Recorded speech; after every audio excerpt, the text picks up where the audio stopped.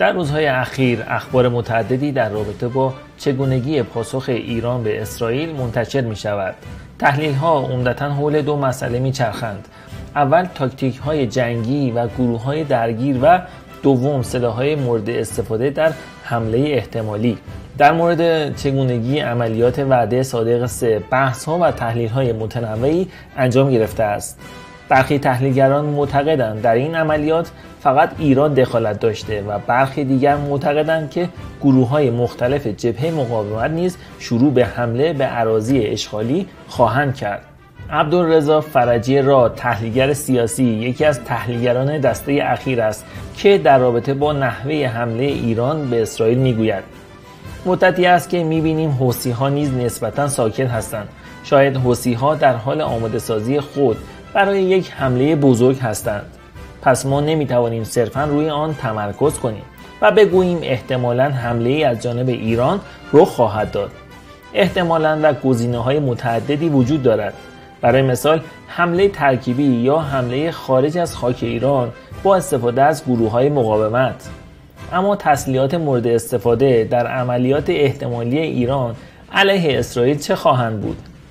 طبق اعلام سران نظامی و سیاسی کشور گستره عملیات جدید بی‌سابقه خواهد بود. در همین رابطه اسماعیل کوثری عضو کمیسیون امنیت ملی و سیاست خارجی مجلس 12 گفته است حمله ایران به اسرائیل خیلی سنگین‌تر از وعده صادق 2 خواهد بود. به جز سران نظامی، تحلیلگران امنیتی دفاعی نیز از احتمال حمله همه‌جانبه و بزرگ به اراضی اشغالی سخن گفتند. به عنوان نمونه فرزین ندیمی تحلیلگر امور دفاعی و امنیت ایران و پژوهشگر ارشد در انستیتو واشنگتن در حساب کاربری خود در ایکس نوشته است ایران احتمالاً از 400 موشک یا بیشتر استفاده خواهد کرد با هدف از کار انداختن پایگاه‌های هوایی اصلی اسرائیل و سایت‌های دفاع هوایی و همچنین آسیب رساندن به صنایع دفاعی در منطقه حیفا. ندیمی در توییت خود مدعی میشه که استقرار موشک پیشرفته خرمشهر 4 در کنار فتاح، خیبرشکن و عماد بسیار محتمل است.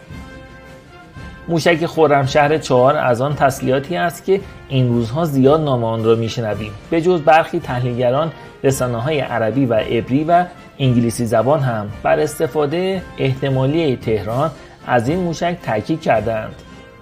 در همین رابطه برخی رسانه‌های عبری نوشتند انتظار می‌رود ایران در پاسخ به حمله اسرائیل از موشک خرمشهر 4 استفاده کند.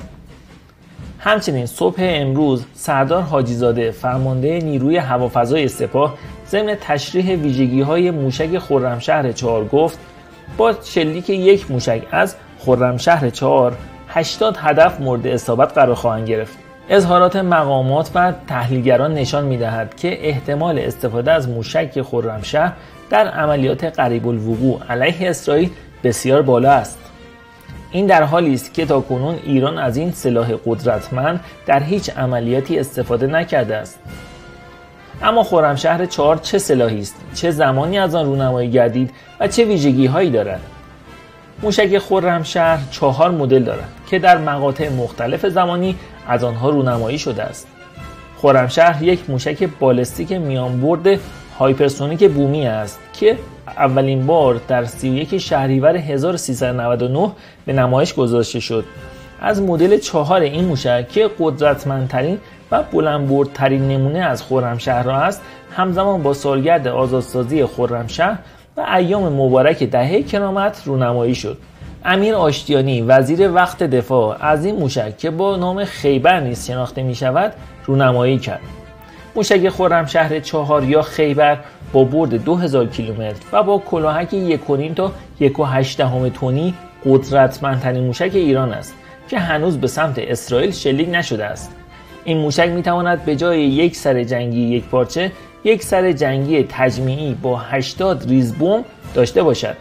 ریز بمب های این سر جنگی پیش از برخورد به هدف از هم جدا می شوند و می تواند به شدت آسیبزا باشند.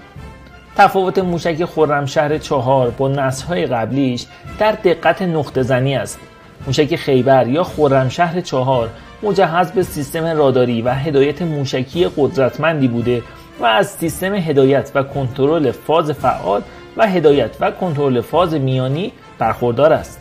به جز خرمشهر 4 ایران موشک‌های دیگری هم دارد که تاکنون از آنها در هیچ عملیاتی بهره نبرده است. موشک حاج قاسم و موشک سجیل دو موشکی هستند که تاکنون در نبرد با اسرائیل از آنها استفاده نشده است. موشک حاج قاسم برد 1400 تا 1800 کیلومتری دارد. سرعت شیرجه‌اش 5 ماخ است و با سرعت 12 ماخ وارد جو می شود.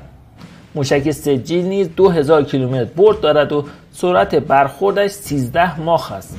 به گفته کارشناسان نظامی ایران، این موشک مسافت بین نطنز تا تل‌آویو را در عرض 7 دقیقه طی می‌کند.